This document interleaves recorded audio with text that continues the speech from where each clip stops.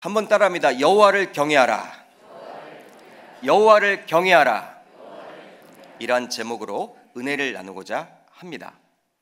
성도의 한자어를 보게 되면 거룩할 성자에 무리도자를 사용합니다. 우리가 성도님 하죠. 근데 성도라는 뜻은 바로 거룩한 무리라는 뜻이에요.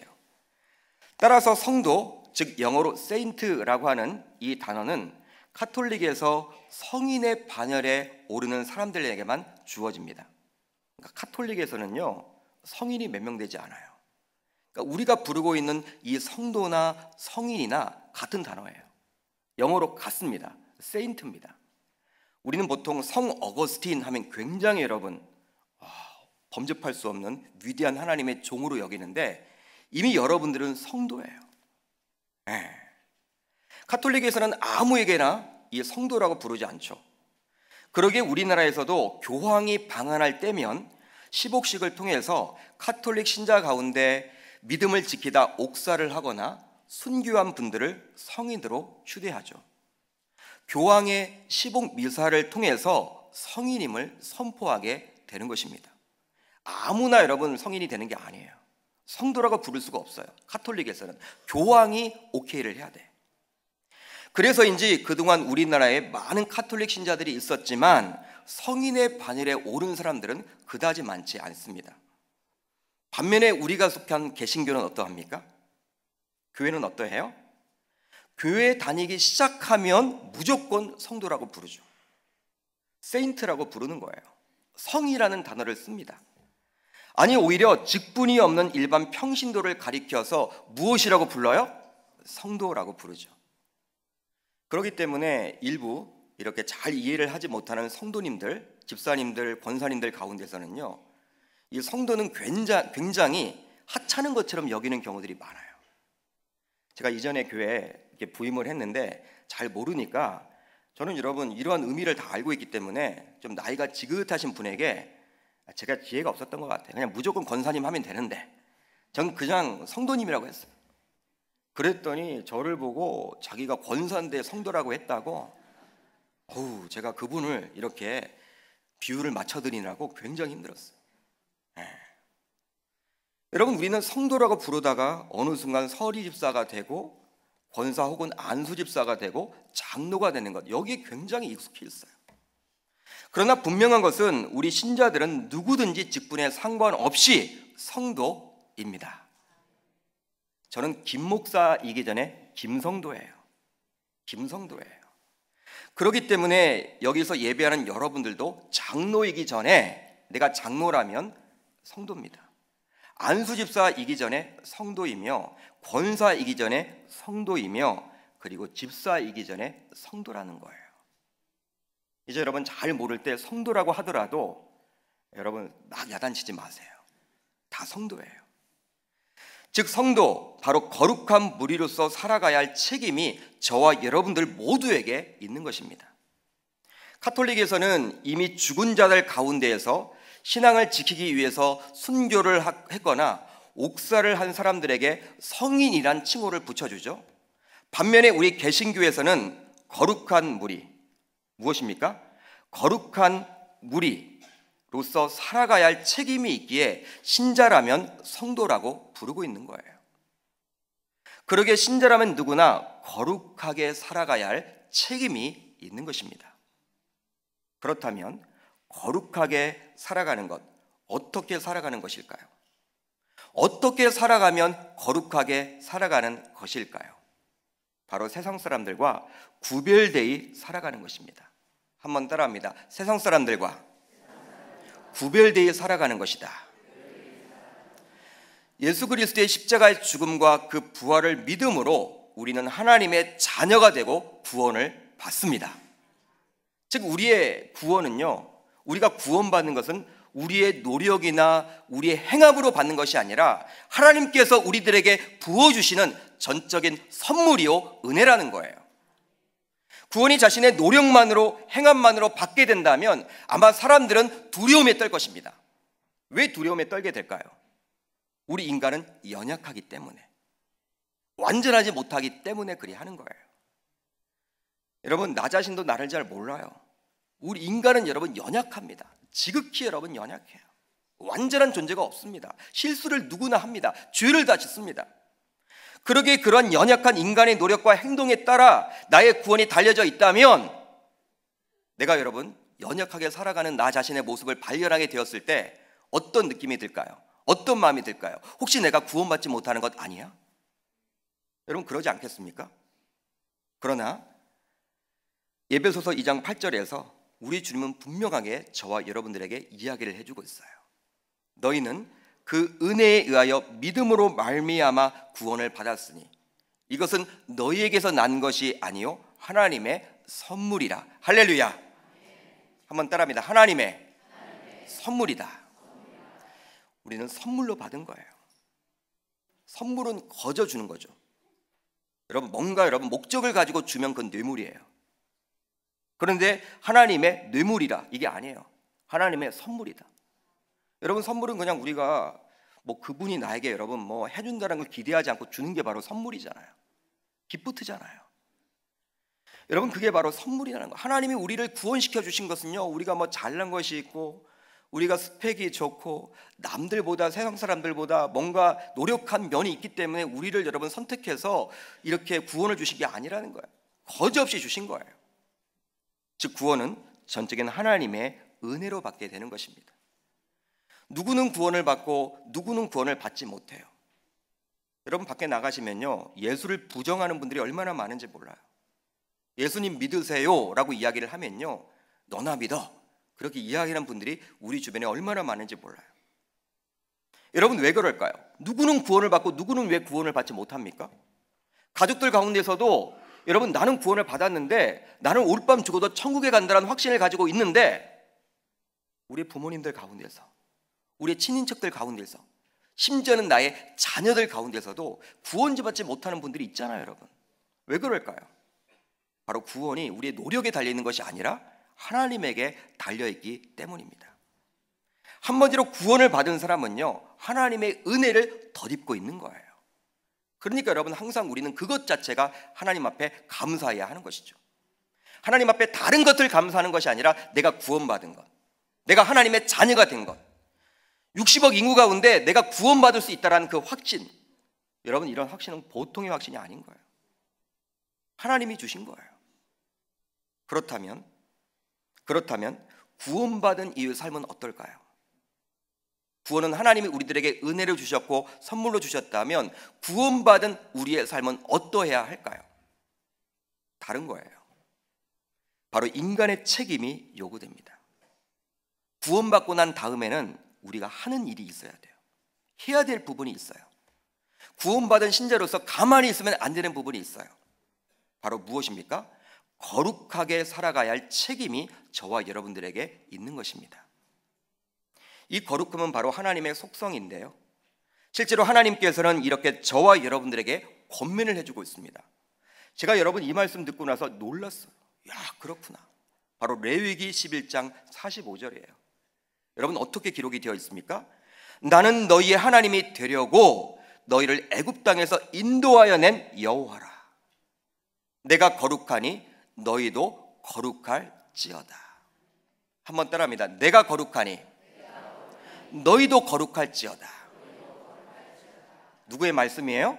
하나님의 말씀이에요. 내가 거룩한 속성을 가지고 있기 때문에 너가 자녀가 맞다면, 네가 자녀가 맞다면 너도 거룩하게 살아야 돼. 이걸 지금 이야기해주고 있는 거예요.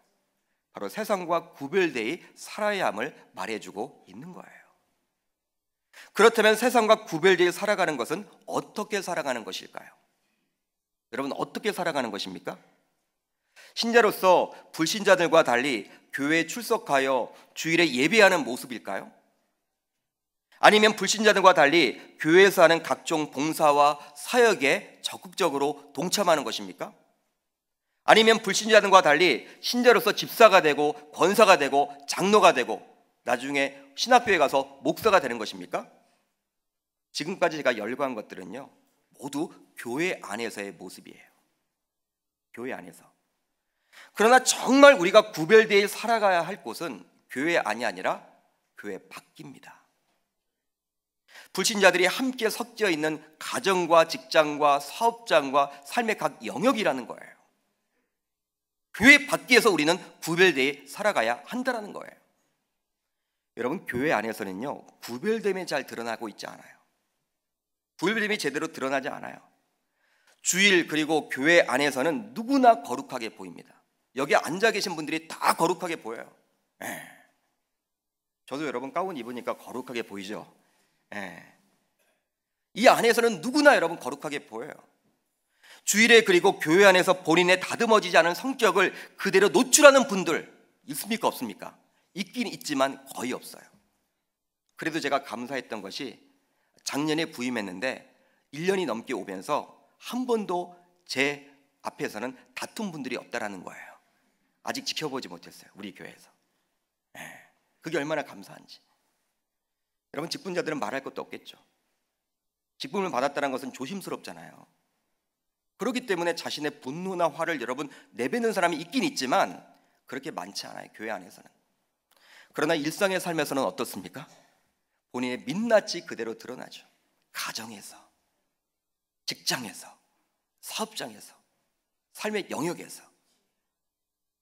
따라서 거룩, 즉 세상과 구별되어 살아가려면 우리의 치열한 삶의 터전인 가정, 학교, 그리고 직장에서의 모습이 세상과 분명히 달라야 하는 거예요.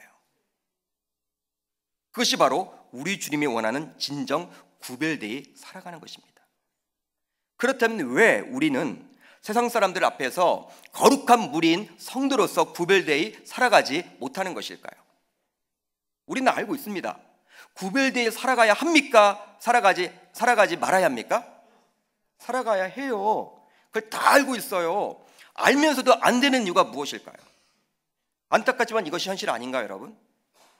빛과 소금 역할을 감당하라고 우리 주님의 산상수훈을 통해서 말씀을 해주고 있는데, 너희는 빛이라, 너희는 소금이라, 세상에서 너희의 착한 행실을 보고 예수 믿지 않는 그 사람들도 다 하나님 앞에 영광을 돌리게 하라고 이야기를 하고 있음에도 불구하고 왜 우리들은 그게 안 되냐는 거예요. 그렇게 살지 못하느냐는 거예요. 오늘 본문을 통해서 그 답을 한번 찾아보기를 원해요. 오늘 본문을 제대로 이해하기 위해서는 당시 시대적인 배경을 좀 알아야만 합니다. 출애굽기이기 때문에 그래요. 요셉은 애굽의 총리 대신이 되었습니다. 이제 2인자가 되었어요. 애굽 제국의 2인자가 되었습니다. 위로는 왕밖에 없어요. 그때 온 땅에 기근이 심하게 되자 자신을 노예로 팔았던 요셉의 형제들이 애굽에 와서 식량을 구하게 되죠.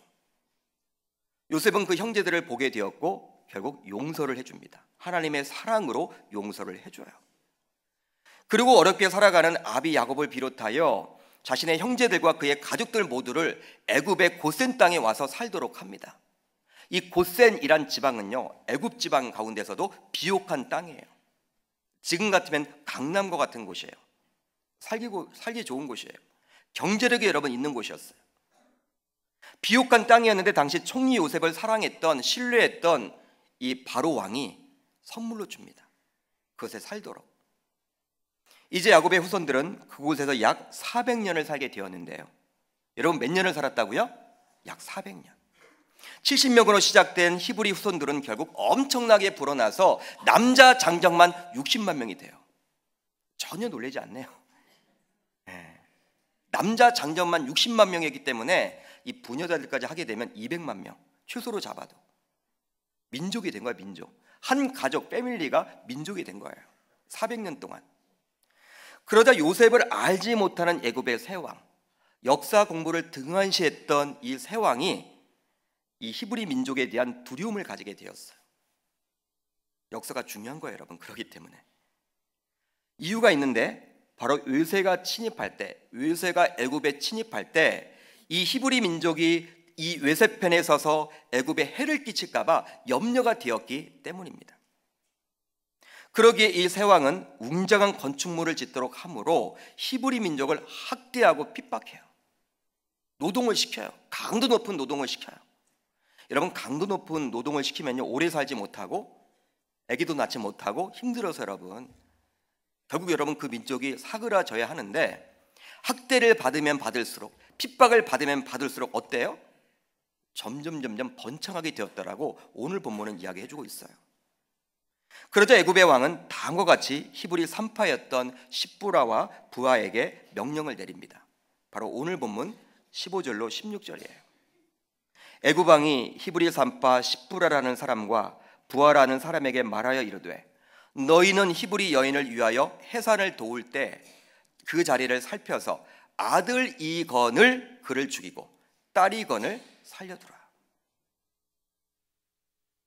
무시무시한 명령을 애굽의 왕이 히브리 산파들에게 내립니다.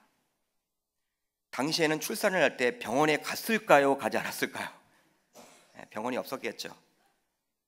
의원이 있긴 있겠지만 여러분 그렇게 하지 못했습니다. 어떻게 했을까요? 집에서 낳겠죠. 누구를 불러요? 산파를 불러서 집에서 해산을 했을 거예요. 그때 남자 아이가 태어나면 즉시 죽이라는 거예요. 여자 아이가 태어나면 살리라는 거예요.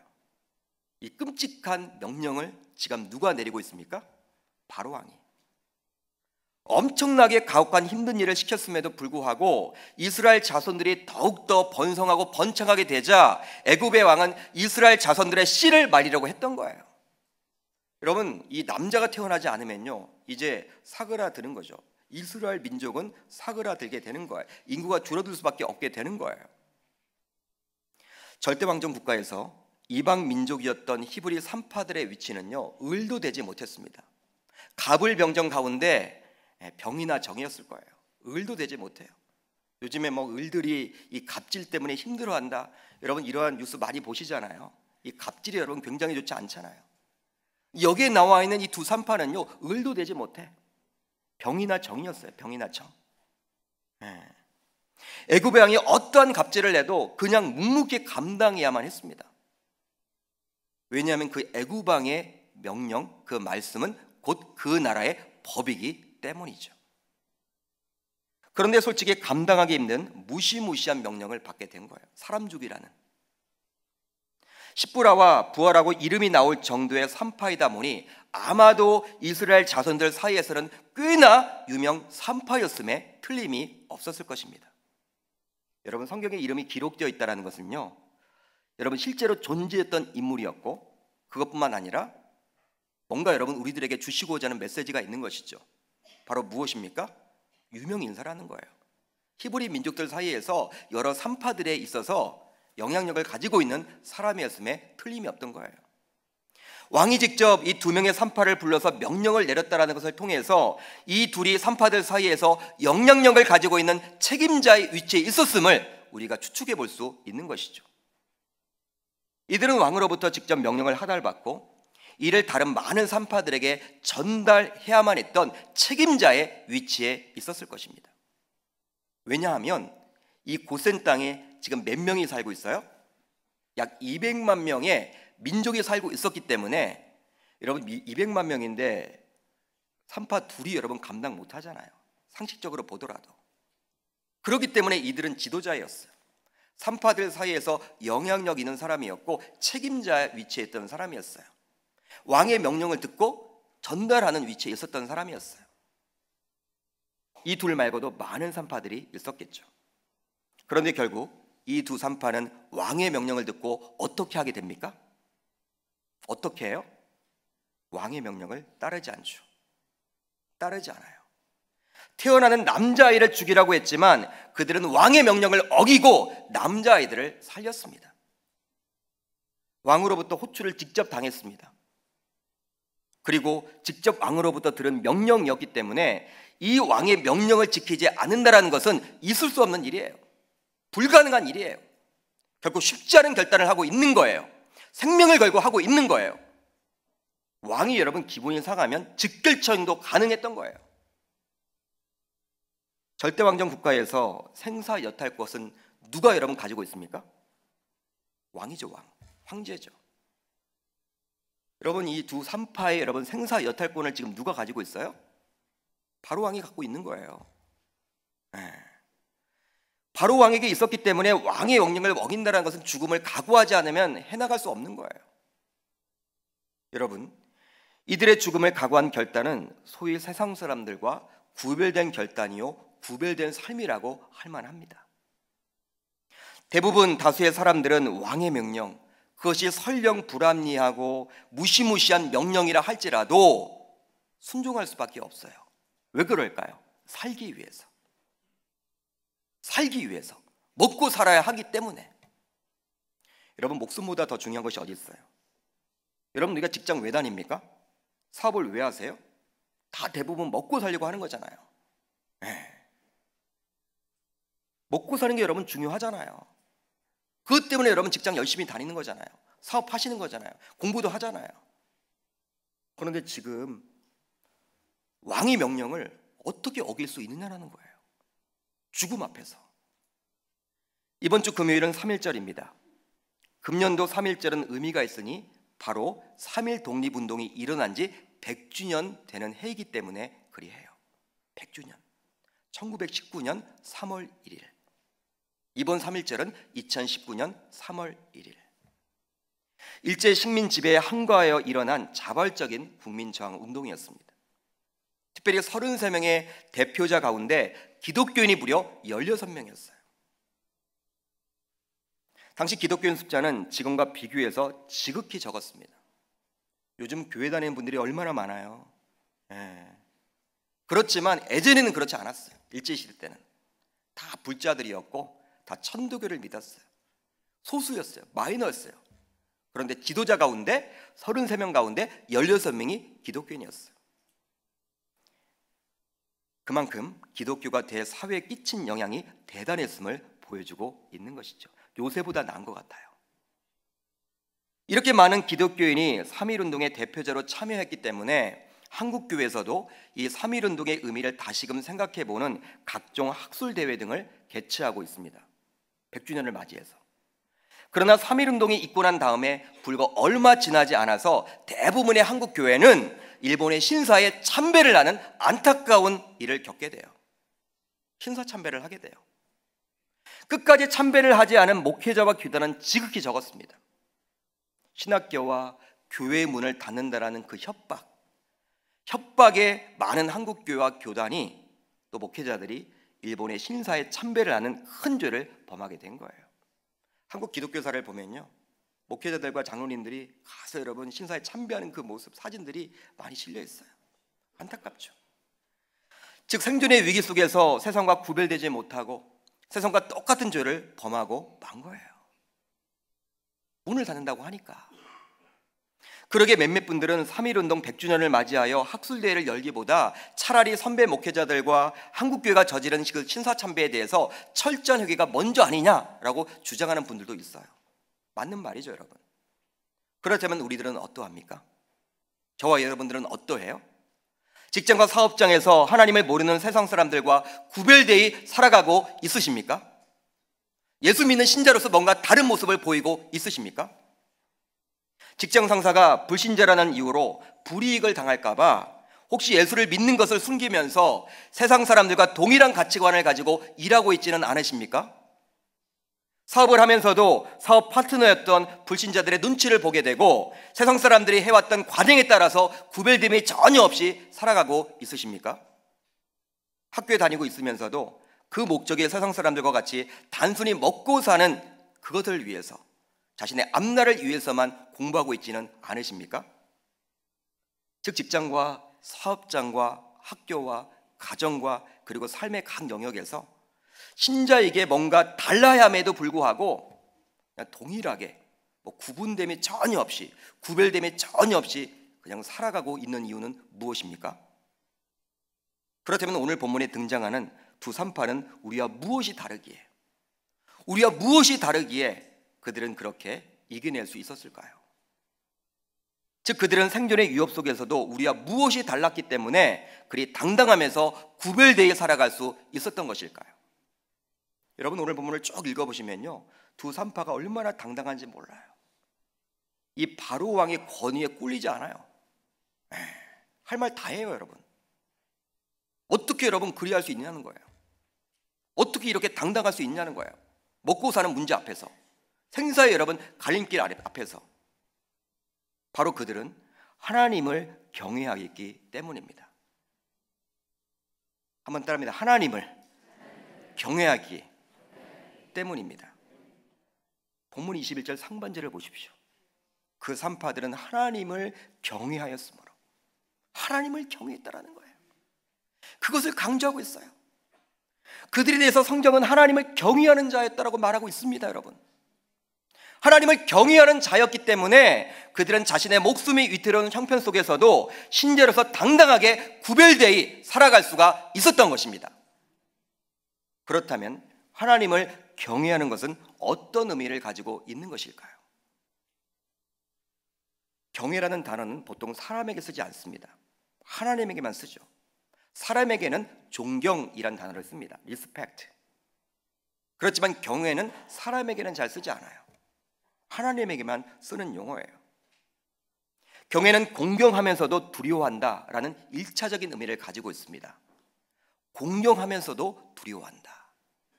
즉 함부로 다가갈 수 없는, 즉 범접할 수 없는 그 권위에 저절로 고개가 숙여지는 거예요. 여러분, 이 이해가 적절한지 모르겠지만 한 가지 예를 들어볼게요. 여러분이 정말 존경하는 분이 있다. 영적으로 존경하는 분이 있다. 만나고 싶은 분이 있다. 여러분, 그분이 딱 등장을 하면요, 내가 만나면 이런 이야기하고 저런 이야기하고 다 여러분 이야기를 가지고 있었지만 얘기를 못해요. 얘기를 못해요. 그 권위 앞에 그냥 입이 여러분 다물어져요. 실수할까 봐. 이게 바로 경외예요. 너무 좋기 때문에 어려운 느낌. 오늘 본문에 등장하는 이 두 산파들이 하나님을 바라보면서 그리했다라는 거예요. 비록 자신의 생사 여타권을 쥔 바로 왕의 권위 아래 자신이 놓여 있었음에도 불구하고 하나님을 경외하는 마음을 그들은 가지고 있었던 것입니다. 그리했기에 이 두 산파는 목숨을 걸고 세상과 구별되이 살아갈 수 있게 된 거예요. 실제로 시편 34편 9절을 보시면 이렇게 나와 있어요. 너희 성도들아 여호와를 경외하라. 그를 경외하는 자에게는 부족함이 없도다. 시편 112편 1절을 보십시오. 어떻게 기록을 해주고 있습니까? 할렐루야, 여호와를 경외하며 그의 계명을 크게 즐거워하는 자는 복이 있도다. 성경 여러 구절을 보게 되면요, 많은 구절을 할애해서 여호와를 진정으로 경외하게 될 때 하나님의 지켜주심과 복을 받게 됨을 우리들에게 계속해서 이야기를 해주고 있습니다. 실제로 두 산파도 위기 가운데 있었지만 여호와만을 경외하고 나아갔을 때 하나님께서 그들과 그들의 집안까지도 돌봐주세요. 21절 하반절을 보면 이렇게 나와 있더라고요. 하나님이 그들의 집안을 흥왕하게 하신지라. 할렐루야. 하나님은 경외하는 자는요, 하나님이 딱 지켜봤다가 경외하는 자는요, 자신의 때 그뿐만 아니라 그 후손들까지도 복을 주시는 거예요. 물론 우리는 이 두 산파가 이것을 기대하면서 여호와를 경외하지는 않았으리라 생각을 합니다. 이걸 기대하진 않았겠죠.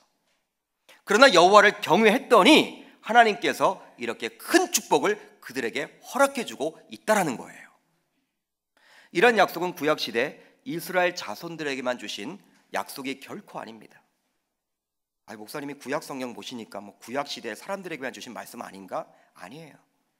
바로 지금 현재 저와 여러분들에게도 동일하게 주신 메시지예요. 이 약속을 붙들고 살아감으로 이 땅에서 승리하며 살아갈 수 있기를, 그리고 나 혼자 잘 되는 것이 아니라 내 후손들까지도 하나님의 복을 받아 누릴 수 있기를 주의 이름으로 축복합니다.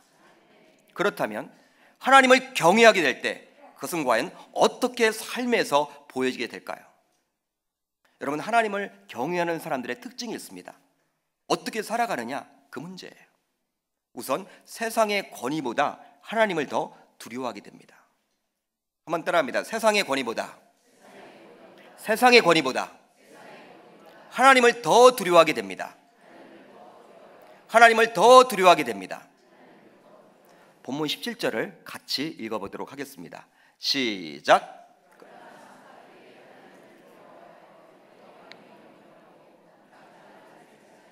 아멘. 산파들은 바로 왕의 권위와 여호와 하나님 가운데 한쪽을 선택해야만 했어요. 여러분 같으면 누구를 선택하겠습니까? 바로 왕의 권위에 순복함으로 그 명령에 순종하게 되면요, 앞길이 열리는 거예요. 말을 잘 들었기 때문에. 이 두 산파의 명성은 애굽 땅에서 더욱더 커질 수도 있을 것입니다. 지금까지는 히브리 민족 사이에서만 십부라, 부하 이렇게 유명 인사였지만 애굽 황제의 말을 잘 들었다라는 그 이유 때문에 이제 애굽 전역에서 언론 인터뷰가 올 거예요. 사람들이 여러분 다 인터뷰하려고 나다닐 거예요. 명성을 갖게 되는 거예요. 그리고 바로 왕의 인정을 받아서 삶이 더욱더 평탄해질 수도 있을 것입니다. 즉 노후가 보장된 삶이라고 해야 될까요? 한마디로 돈이 따라오고 명예가 따라오고 평탄이 따라오게 되는 거예요. 그러나 이 두 산파는 바로 왕의 권위가 아니라 하나님을 선택하게 되었습니다. 바로 세상의 권위인 바로 왕의 명령보다 하나님을 더 두려워했기 때문이죠. 한마디로 애굽의 절대 권력자였던 바로 왕보다도 하나님이 더 크게 보였기 때문에 그런 선택을 할 수 있었던 거예요. 사랑하는 성도 여러분, 말로만이 아닌 여호와를 진정으로 경외하게 되면요, 이 세상의 권력자들, 권위자들, 나의 생사 여타권을 쥐고 있는 것처럼 느껴지는 우리 직장 상사, 직장 오너, 그리고 갑의 위치에 있는 사람들보다도 창조주 여호와 하나님이 더 크게 보이는 것입니다. 어떤 다른 세상의 권력자보다도, 권위자보다도 나의 생사 여타권을 쥐고 있는 나의 직장 동료, 아니면 나의 직장 상사, 나의 직장 오더라도 하나님이 더 크게 보이는 거예요. 여호와를 경외하게 되면. 그러니 당연히 세상의 권위보다도, 권력자보다도, 직장 상사, 직장 오너보다도 하나님을 더 두려워하게 되는 것입니다. 이런 영적 원리를 두 산포는 알고 있었어요. 참 지혜로웠죠, 여러분. 바로 왕의 명령조차도 가볍게 여기고 죽으면 죽으리로다, 죽으면 죽으리로다 하는 심정으로 출생한 남자아이들을 살려놓은 거예요. 그들이 여호와를 경외하지 않았다면 어떻게 될까요, 여러분? 어떻게 되었을 것 같습니까? 출애굽기는 1장에서 마무리를 짓는 거예요. 출애굽기는 40장까지 기록이 되어 있는데 1장에서 마무리를 쳐요. 왜? 2장부터 누가 등장을 합니까? 모세가 등장을 합니다. 그 유명한 하나님의 종 모세가 등장을 하는데, 여러분 모세도 출생 직후 여러분 죽임을 당했을 거 아니에요. 남자였기 때문에. 그러면 하나님의 역사도 차질을 받게 될 것입니다. 그러나 그들은 지극히 여호와를 경외하는 자들이었습니다. 저와 여러분들도 여호와를 경외함으로 세상의 어떠한 권위보다 여호와 하나님만을 두려워할 수 있기를 바랍니다. 그렇게 함으로 세상과 하나님 사이에서 머뭇머뭇거리지 않고 오직 여호와 하나님만을 선택할 수 있기를 주의 이름으로 축복합니다. 하나님을 붙들고 나아가야 하는 거예요. 생사 여탈권은 우리 직장 상사에게 달려있는 게 아니에요. 하나님에게 달려 있습니다. 건강이 여의치 못하십니까? 이 건강은, 나의 삶과 죽음은 의사에게 달려있지 않아요. 하나님에게 달려 있습니다. 그의 장중에게 달려 있는 거예요. 이런 확신을 갖게 되는 거예요, 여러분. 다음으로 하나님이 주실 은혜를 전적으로 신뢰하게 됩니다. 한번 따라합니다. 하나님이 주실 은혜를 전적으로 신뢰하게 됩니다. 굉장히 중요하죠, 여러분. 본문 20절을 한번 같이 읽어봅니다. 시작. 하나님이 그 산파들에게 은혜를 베푸시니. 아멘. 산파들이 산의 아이들을 죽이지 않는다라는 이야기가 이제 바로 왕의 귀에 들리게 되었어요. 바로는 지금 왕입니다. 왕이기 때문에 여러분 두 산파에게 이야기를 해놓고 명령을 해놓고 남자아이가 태어나면 무조건 죽이라고 명령을 해놓고 손 놓고 있지 않았어요. 뒷조사를 다 한 거예요. 비밀 경찰들을 다 보낸 것 같아요. 지켜보니까 이건 아니거든. 그냥 다 살아나거든. 그래서 곧 그들을 호출해서 따져 묻습니다. 왕이 따져 묻어요. 어찌하여 이같이 남자 아기들을 살렸느냐? 어찌하여 이같이 남자 아기를 살렸느냐? 아마도 바로가 이같이 말했음을 통해서 바로는 산파들의 뒷조사를 다 꺼내고 지금 추궁하고 있는 것처럼 보여져요. 이미 알고 있는 거죠, 여러분. 산파들이 남자 아이들을 살리고 있다고 확신을 지금 바로는 갖고 있는 거예요. 얼마나 살떨리는 질문입니까? 한번 생각을 해보세요. 그 궁궐에 여러분 들어가서 호출을 당했으니까 여러분 궁궐이 얼마나 커요. 거기 들어가서 여러 신하들이 있고 군사들이 있는데 칼을 들고 있는데 왕이 물어봐. 너희들은 어찌하여 이같이 남자 아기들을 살릴 수 있느냐? 이런 질문을 들었을 때 얼마나 여러분 이게 살떨리는 질문이에요? 추상 같은 건의를 가지고 바로가 이야기를 하고 있으니 아마도 두 산파는 혼절을 할 수 있을 것 같아요. 깜짝 놀랐어. 어떻게 알았지? 그러나 이 두 산파는 매우 당당하게 답을 합니다. 얼마나 당당한지 몰라요, 여러분. 친구와 대화하는 것처럼 느껴져요. 19절을 보면 이렇게 나와 있어요. 산파가 바로에게 대답하여 이르되 히브리 여인은 애굽 여인과 같지 아니하고 건장하여 산파가 그들에게 이르기 전에 해산하였더이다 하매. 아마도 하나님께서 여호와를 경외하는 두 산파에게 은혜를 베풀어 주시지 않았나 저는 생각을 해봅니다. 두 산파가 이리 지혜롭게 대답을 한 거예요. 애굽 여인들과 달라서 히브리 여인들은 산파가 도착하기 전에 아기를 낳기 때문에 자신들이 어떻게 손쓸 방법이 없었다라고 이야기를 합니다. 물론 이런 이야기를 한다고 해서 바로 왕이 그대로 수긍한다라는 보장은 전혀 없어요. 그렇지만 아무 말도 하고 있지 못한 그런 모습, 그런 연약한 모습을 보이고 있지 않다라는 거예요. 바로 왕 앞에서조차 위축된 모습을 전혀 보이지 않고 굉장히 당당한 산파들의 모습을 볼 수 있는 것이죠. 누구 때문에 그리 하는 거예요? 하나님 때문에. 여러분 그 이유가 있으니 바로 그들은 하나님께서 반드시 은혜를 베풀어 주실 것이란 그 확신을, 그 신뢰를 가지고 있었기 때문입니다. 아 그래, 하나님이 나의 인생을 책임져 주셔. 나는 하나님의 자녀인데, 나는 피조물인데 그분은 창조주야. 그분이 피할 길을 줄 거야. 그리 아니할지라도 하나님의 뜻이야. 여러분 이런 용기가 여러분 갑자기 생겨나는 거예요. 즉 하나님께서 은혜를 베풀어 주실 것이란 전적인 신뢰를 그들은 가지고 있었기 때문에 가능했던 거예요. 사랑하는 성도 여러분, 이것은 굉장히 우리의 신앙생활에서 중요한 것입니다. 하나님을 경외하게 될 때 우리는 하나님이 반드시 은혜를 베풀어 주신다라는 신뢰를 갖게 되는 거예요. 하나님을 경외하지 않으면서도 이것을 기대하기는 어려웠겠죠. 솔직히 이 땅에서 만나게 되는 골리앗과 같은 많은 거인들이 참 많은 것 같아요. 이 예배당 밖만 나가보면요, 이 자이언트들이 얼마나 많은지 몰라요. 골리앗과 같이 우리를 여러분 이렇게 옥조이는 그러한 위치에 있는 분들이 얼마나 많은지 몰라요. 우리를 죽이려고. 밖에 나가면 여러분 다 적자 생존이요, 약육강식이요, 경쟁이요. 내가 여러분들 가만히 있으면 뒤처지잖아요. 마치 나의 생사를 손에 쥐고 흔들어 버리는 사람들이 우리 주변에 얼마나 많은지 몰라요. 그러나 하나님을 경외하십시오. 하나님을 경외하십시오. 그렇게 되면 나도 모르게 우리는 하나님의 은혜를 경험하게 되는 것입니다. 그리고 그 은혜를 반드시 베풀어 주신다라는 그 확신과 신뢰를 갖게 되는 거예요. 여러분 이것보다 여러분 대단한 신앙의 원리가 어디 있습니까? 여러분 우리 신앙생활은 하나님께 맡김이에요. 맡김. 우리 기독교 신앙은 맡김의 종교예요. 여러분 하나님께 전적인 것들을 다 맡기는 거예요. 나의 생도 맡기는 것이고, 나의 재정 현황도 맡기는 것이고, 나의 건강도 맡기는 것이고, 나의 자녀도 맡기는 것이에요. 내 목숨조차 맡기는 거예요. 먹고 사는 것 하나님께 맡기는 거예요. 이런 확신과 신뢰를 통해서 우리는 이 땅에서 반드시 승리를 거두게 되리라 저는 믿습니다. 이제 말씀을 정리하고자 합니다. 여호와를 경외하라. 한번 따라합니다. 여호와를 경외하라. 여호와를 경외하라. 이 시간 예배하는 우리들에게 하나님이 요구하고 있는, 권면하고 있는 말씀이에요. 너 여호와를 경외해봐. 내가 너의 인생을 책임져 줄 거야. 경외를 한번 해봐.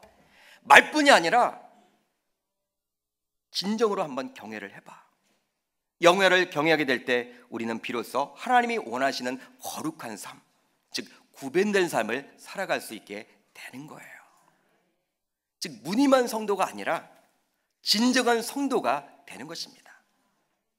여호와를 경외함으로 이 땅에서 살아갈 때 우리들은 세상의 권위보다도 하나님을 더 두려워하게 되는 것입니다. 하나님이 주실 은혜를 전적으로 신뢰하게 되는 것입니다. 여러분, 그런 인생을 한번 멋지게 살아보고 싶지 않으세요? 저는 살아보고 싶어요. 저는 그렇게 한번 살아보고 싶어요. 하루를 살더라도 그렇게 한번 살아보고 싶어요. 이제부터 저와 여러분들 모두 여호와를 경외할 수 있기를 주님의 이름으로 축복합니다. 입술로만 고백하지 마시고 진정으로 하나님을 경외해 보시기를 바라요. 그러나 여러분, 어떻게 경외가 가능할까요? 주일만 나와서 되는 것이 아니라 월요일부터 토요일까지 하나님의 말씀, 기도, 예배 생활, 우리의 머릿속에 이 돈 하시면 안 되고요. 하나님이 먼저 해야 돼. 하나님. 내 자녀가 먼저가 있으면 안 돼. 하나님이 여러분 떠올라줘야 돼요. 말씀이 떠올라줘야 돼요. 기도가 떠올라줘야 돼요. 교회 생각이 나야 하는 거예요. 멀리 떨어져 있어도 우리 계명교회 지금 뭐 하고 있을까? 하나님이 떠올려줘야 돼요, 여러분. 그런 삶이 반복적으로 살아가면 결국 여호와를 경외하게 되는 것입니다. 그렇게 함으로 오늘 본문에 나타난 산파들과 같이 하나님이 책임져 주시는 그 기적의 삶을 한번 멋있게 살아볼 수 있기를 주의 이름으로 축복합니다.